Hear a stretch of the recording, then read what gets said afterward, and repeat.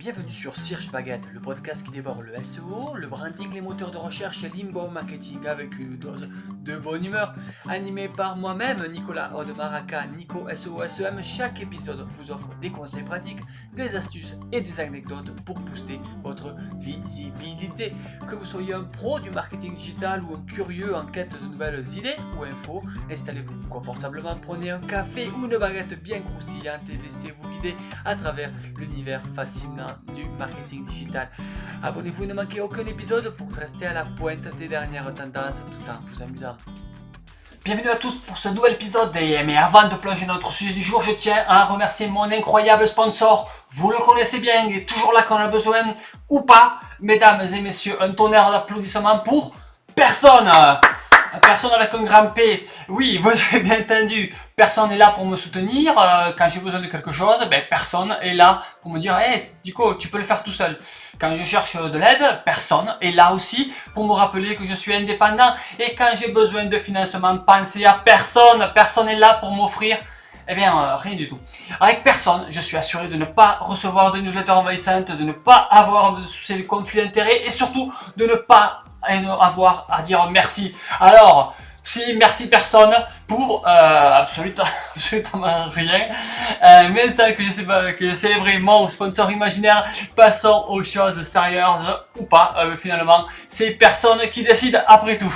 Aujourd'hui, on va parler des réseaux sociaux qui prennent de plus en plus d'espace contre Google et qui nous montrent un petit peu l'évolution de la recherche en ligne. Et si vous l'entendez, je sais pas, on l'entend pas, mais c'est le TikTok, c'est le tic-tac de ma montre. Mais non, c'est pas ça, ce n'est pas le mécanisme de ma montre, mais bel et bien le sujet brûlant dont nous allons parler. Une étude toute récente qui a été publiée sur le prestigieux magazine Forbes et réalisée par Talker Research, met en lumière les habitudes de consommation d'internet des différentes générations sur un échantillon représentatif aux États-Unis de 2000 personnes. Déjà, je t'alerte, spoiler alerte, les résultats confirment que ce que beaucoup soupçonnaient. On a 24% des personnes interrogées qui ont déclaré qu'ils utilisaient uniquement ou principalement les réseaux sociaux pour effectuer des recherches en ligne. D'ailleurs, quiconque parmi dans ta famille, tu as peut-être un cousin, un neveu ou même, je sais pas, si tu enseignes à l'université ou tu as des relations avec des gens sur l'université. Mais tu sauras que ces dernières années, tu t'en es rendu compte. Il suffit de demander quelle est la dernière recherche, dernière app ou dernier contenu qui sont consommés sur internet et tu feras le même constat que tout le monde. C'est TikTok et Instagram qui triomphent auprès de la génération Z. Alors, sauf que cette fois, on a le cœur net. Pourquoi ? Parce qu'on a des nouveaux chiffres qui attestent cette impression qu'on avait. Donc, l'étude de Forbes, elle révèle en plus de ce pourcentage élevé de consommation de réseaux sociaux via mobile, on a 33% des internautes. 33% des internautes qui utilisent uniquement leur smartphone pour naviguer en ligne, pas de PC, nada, rien. Donc, en fait, tu sais que qu'est-ce qu'on trouve sur les smartphones ? Ce sont des applications, oui, ce sont des applications. Et du coup, on retrouve les modes de consommation d'internet via smartphone qui sont assez distincts entre la génération X et les millénials, tant aussi bien que la génération Z. D'accord, ce sont et puis les baby boomers, n'en parlons pas. D'ailleurs, je vais vous mettre sur l'article de nicoseo.com. Je vous mets la répartition des applications les plus utilisées par génération. On retrouve chez la génération Z, donc celle de 97 à 2006, YouTube comme YouTube, Instagram qui arrive à égalité à 77%, puis après TikTok. Chez les millénials, on est sur YouTube à 84 et Facebook. Et après génération X, 82% Pinterest. Oui, Pinterest. Ensuite YouTube et Google. Et puis alors quand on passe aux baby boomers, baby boomer c'est 46-64 l'année de naissance, cette frange-là. On est sur du 76% de Google, 71% de Facebook et ensuite vient YouTube. Et il n'y a pas Instagram dans les 5 premiers, pour te donner une idée. Bon, donc pour ceux qui en doutaient encore, les réseaux sociaux se sont bel et bien imposés comme moteur de recherche à part entière. Oui, une large portion de la génération Z consomme Internet de manière différente à leurs aînés. Alors, pareil pour YouTube, Instagram et TikTok, qui sont plutôt leur terrain de jeu préféré, bien plus que pour la génération X, et donc les baby boomers encore plus. Bon, l'étude a été intéressante sur certaines habitudes à propos des marques. Parce qu'en fait, si tu veux, tu as les marques qui... tu as 64% de la génération Z qui utilisent les moteurs de recherche classiques contre 94% des baby boomers. En fait, donc on a de la data qui montre une transition petit à petit vers d'autres méthodes d'atteinte du compte de consommateur, donc parmi les jeunes. Donc au gros rôle croissant de la génération Z et millénial qui commencent leur recherche de marques via les réseaux sociaux. On est sur 21 entre 14 et 21%. Et puis après sur la génération Z en particulier, il y a 11% qui utilisent exclusivement les réseaux sociaux pour découvrir et interagir avec les marques. D'accord? Donc c'est un espace vraiment pour les réseaux sociaux, pour les nouvelles, tu faire découvrir ta marque, c'est l'espace où il te faut être. L'une des données intéressantes, c'est que de cette étude, c'est que 24% des personnes interrogées découvrent donc une nouvelle marque. Disons que chaque mois et chaque jour, il y a des nouvelles marques qui sont découvertes par cette génération. Et c'est pareil incroyable que comme terrain de jeu de pouvoir atteindre ce public-là. En fait, un point notable, c'est que 50% des personnes interrogées utilisent YouTube pour rechercher des informations. Tout comme elle le ferait sur Google, je sais pas moi. Comment réparer une fuite de mon robinet, bon, YouTube directement. Remarque, moi c'est ce que je fais finalement. J'ai aussi un tutoriel qui m'indique, j'ai fait ça aussi. Et après, il y a quoi? Même les infos, ce qui est plus préoccupant, ça va être les informations. S'imagine qu'ils font confiance à quelqu'un qui n'a pas fait d'études de journalisme et qui donne des informations tous les jours. Eh bien, il y a voilà, c'est pas que les grandes chaînes qui diffusent sur YouTube, tu le sais. Bon, alors ici encore, on assiste à une transformation des plateformes numériques en source d'information qui est essentielle du consommateur. Et alors, en fait, cette tendance s'étend également à d'autres réseaux sociaux, parce que tu as 56% qui utilisent Facebook, 38% TikTok et 30% Instagram pour la recherche d'infos uniquement. En particulier sur la recherche d'infos, mais... donc tu vois, on voit une rivalité des réseaux sociaux contre le moteur de recherche traditionnel qui est sur des termes, de Google en gros, pour te la faire, pour que tu comprennes. Alors qu'est-ce qu'on voit de plus, c'est que TikTok qui a complètement dépassé Instagram, ça c'est un fait. Comme plateforme préférée pour trouver des boîtes. Alors pourquoi? Tu as un peu l'idée, c'est que tu as ces vidéos qui sont très engageantes, elles sont interactives, c'est un peu comme si, en fait, si tu n'as jamais vu de vidéo TikTok, c'est un peu comme découvrir des produits ou des services, ou même, je sais pas moi, voir ton pote qui danse, admettons, mais comme si tu discutais avec un ami. Donc du coup, c'est assez attractif, et t'en vois une, t'en vois d'autres, etc. Ça te maintient sur le réseau, puisque l'algorithme est assez puissant. Les vidéos TikTok, en fait, elles sont tellement immersives qu'elles captent l'attention, mais que n'importe quoi. Pour les entreprises, c'est du pain béni, vraiment. Si tu veux performer auprès d'un certain public et que tu as un certain secteur d'activité, on va en parler, c'est du pain béni. Donc l'étude, elle montre que les gens préfèrent TikTok pour rechercher des infos sur les entreprises. C'est curieux, si tu as une marque, fonce sur TikTok et crée des vidéos qui soient sympas, des vidéos attrayantes, qui respectent le format vertical par exemple. Et c'est là que ça se passe, c'est le place to be, tous les sujets, en tout cas sur les sujets bien identifiés. J'y reviens juste après. Donc priorise la création de contenu attrayant de manière à élargir efficacement ton audience. Si tu es une marque, faut le faire. Alors les jeunes adorent TikTok, pour 26% des millénials et 35% de la génération Z, interdire TikTok, ils ont posé la question, c'est comme leur couper l'accès à l'information. Ils seraient un peu déçus. Et 25% des accros au mobile disent qui seraient perdus sans TikTok. Bref, TikTok, c'est leur boussole numérique, admettons, d'une certaine manière. Alors, vous êtes prêts à concourir le monde des vidéos TikTok? Allez, à toi de jouer, mais pas n'importe quelle thématique, on y vient.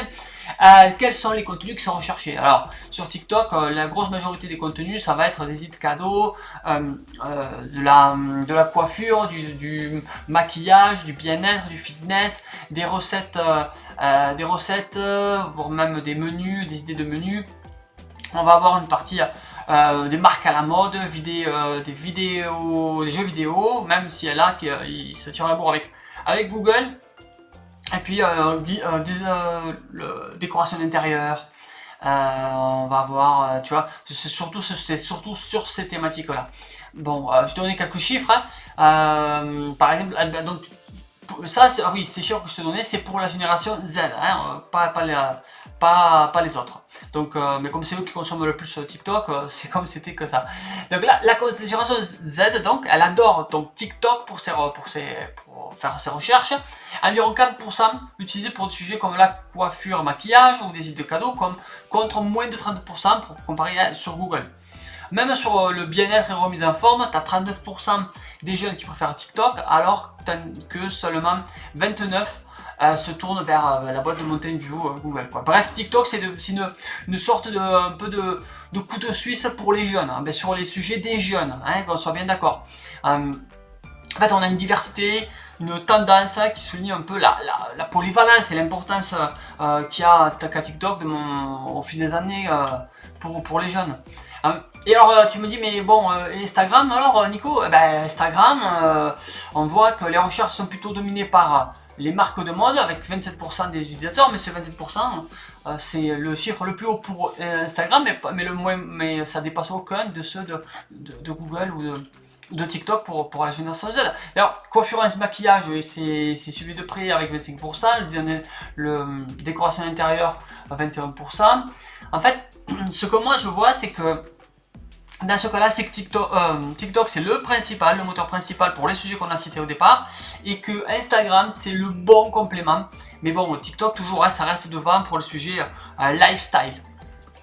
Et Facebook, alors qu'en est-il? Alors écoute, Facebook, on n'a pas de chiffres précis ici, mais l'article nous dit que sur Facebook, les gens recherchent surtout des actualités, des idées de recettes. En gros, Facebook, c'est un peu la grand-mère qui partage les recettes de la famille et des infos locales, quoi. Ah, Michel a perdu son chat, à qui le lui rendra? Non, c'est la mère Michel qui a perdu son chat, qui crie à la fenêtre qui le lui rendra. Pendant ce temps, la mère Michel fait quoi?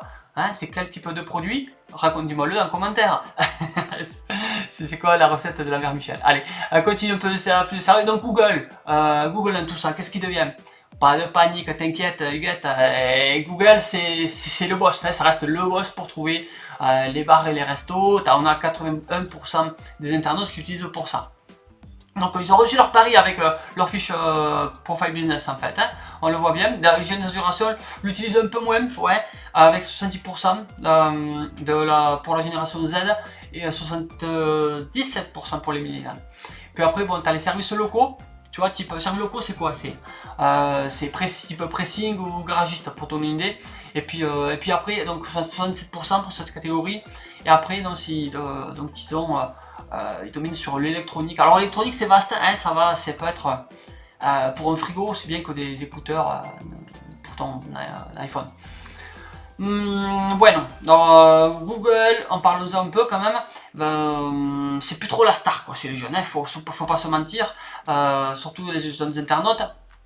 Maintenant ils utilisent Google surtout pour trouver donc, comme des services locaux, mais tout ce qui va être, comme je t'ai dit, déco d'intérieur, marque de mode, il préfère TikTok, c'est the place to be. Après, cette attitude de consommation d'internet que nous met à disposition Forbes, ça nous montre bien certaines habitudes de recherche qui changent avec les préoccupations en fonction de l'âge. Évidemment, quand tu as 20 ans, tu ne cherches pas à faire un crédit immobilier, alors qu'un quarantenaire, un millénial, ça m'étonnerait qu'il cherche un crédit immobilier sur TikTok, ou une assurance santé, machin. Donc, c'est aussi pour ça. Maintenant, est-ce que cette génération montante, est-ce qu'elle va maintenir ses recherches sur TikTok? Ça, c'est pas, est-ce qu'ils vont garder ces nouvelles habitudes de recherche? Ben, je sais pas, peut-être, on se verra. En tout cas, c'est intéressant de semer une première graine dans leur tête, et puis après tu l'arroses avec différents réseaux sociaux, enfin contenus à droite à gauche, mais ils commencent à te connaître, en tout cas, ils sont dans l'étape de prise de conscience pour toi. Donc, TikTok, alors du coup, Google, il l'a déjà dit, quoi, hein, tout ça, on a déjà des déclarations de Google, et qu'est-ce qu'ils essaient de faire, hein, ils essaient de se renouveler avec l'IA, on l'a vu sur durant l'événement de Google In and Out, où ils ont mis de l'IA toutes les sauces, quoi, hein, pour pas reprendre pour l'entrée, le plat chaud, le dessert, allez pas un petit coup d'IA digestif, et puis le matin quand tu veux déjeuner, boum, une tranche d'IA, quoi. C'est tout, en fait c'est ça, quoi. Donc mais pour qu'est-ce qu'il fait Google en vrai? J'ai l'impression qu'il renonce à un privilège qu'il avait, si tu veux, une sorte de grand patron qui rangeait le contenu du web, leur donnait d'une certaine manière avec son algorithme, d'ailleurs qui a été révélé, l'algorithme, hein, voir le contenu sur les leaks, le leak des critères de recherche déjà répertoriés par Google, que j'ai commenté auparavant. Donc bref, il a renoncé à ranger l'information pour devenir une source d'information directement.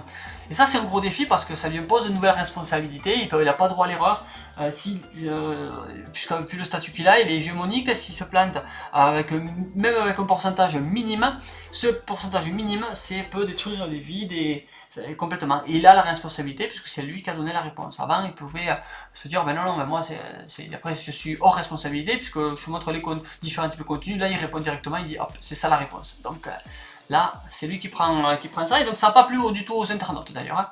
Ils sont en train, en ce moment, on est en juin, début juin 2024, ils sont en train de refaire un réagencement. Bon, tout ça là, cette étude de Forbes et tous ces enseignements, on le sentait. Maintenant, on le mesure, on le connaît, les résultats. Les réseaux sociaux changent complètement le jeu des moteurs de recherche. Et je le répète, les réseaux sociaux sont des moteurs de recherche. TikTok, YouTube, Instagram, ce sont devenus des incontournables, surtout pour la génération Z, hein, on le voit. Bon, on va pas se mentir, Google, même s'il est encore dominant, petit à petit, s'il voit ses parts de marché grignotées par ces plateformes pleines de vidéos, et alors qu'on attendait Bing, et non, c'est pas Bing.